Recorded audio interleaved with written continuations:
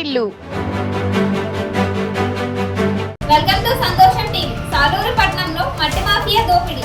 ఆ దోపిడిని అడ్డేదెవరు ఆపేదెవరు అనే విధంగా నడుస్తుంది. ఎప్పటికైనా అధికారి యంత్రాంగం కదులుతుందేమో చూద్దాం. వివరాల్లోకి వెళితే,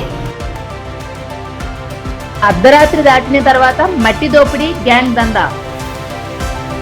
సాలూరు పట్టణంలో మట్టి మాఫియా దోపిడీ రోజురోజుకి మితిమీరిపోతుంది.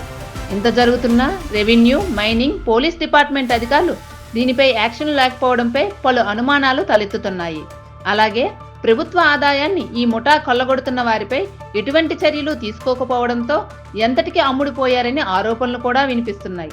ఇదే ఇలా ఉంచితే రూరల్లో ఉన్న సర్కార్ భూముల నుంచి గత 4-8 రోజులుగా అర్ధరాత్రి 9 గంటల తర్వాత లారీల్లో మట్టిని దొంగతనంగా ఎంఆర్ఓ ఆఫీస్, జాతీయ రహదారి మీదుగా మంత్రి ఫ్లెక్సీ సాక్షిగా తీసుకెళ్లడం హైలైట్ అనే చెప్పుకోవచ్చు.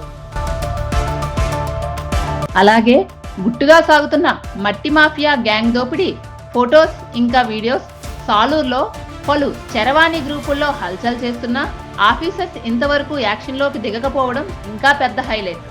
ఇంకో విషయం చెప్పుకోవాలి ఏమిటంటే, ఈ మట్టి దోపిడీ చేస్తున్న పుష్పాలను మట్టి తీసుకెళ్లేందుకు పర్మిషన్ ఉన్నదా అని ప్రశ్నిస్తే ఉన్నాయని, డోంట్ కేర్ అని చెబుతున్నారని వినికిడి. అయితే అర్ధరాత్రి ఎందుకు దొంగతనంగా తీసుకెళ్లవని ప్రశ్న అందరిలో సర్వత్రా వ్యక్తమవుతుంది.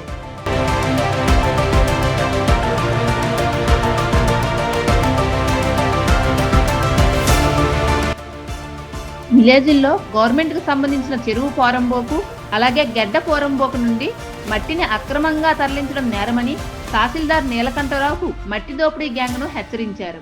అలాగే ప్రైవేట్ జిరాయితీ ల్యాండ్ మట్టిని వితౌట్ పర్మిషన్ తీసుకున్నా చట్టపరంగా చర్యలు ఉంటాయని స్పష్టం చేశారు.